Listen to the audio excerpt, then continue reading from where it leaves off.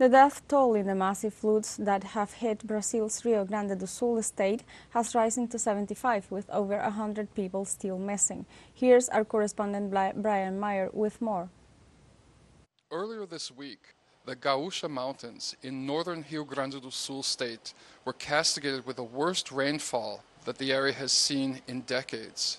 As the water flooded large cities like Caxias do Sul and rushed down the valleys, knocking out bridges, causing landslides, and leaving entire towns underwater, 75 people were killed, with 103 still missing. And the mayors of some towns, like Musun, saying that they believe they'll never be able to recover.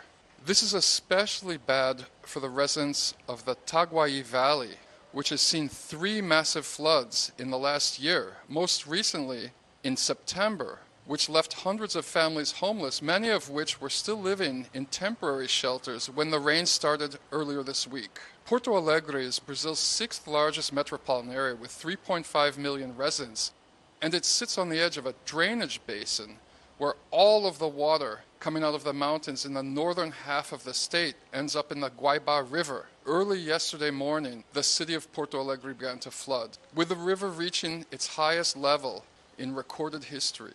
Today, large swaths of the city are completely underwater, including the entire downtown, almost the entire 4th district. Hospitals have had to be evacuated. Boats with civil defense workers are still moving through the city, looking for people stranded by the floodwaters. Neighboring industrial suburbs like Canoas are reporting that they're up to 85% underwater, with hundreds of thousands of people forced out of their homes. Now, as the floodwaters begin to recede in the mountains, more bad news arrived as meteorologists predict massive rainfalls hitting the mountain region again this Wednesday.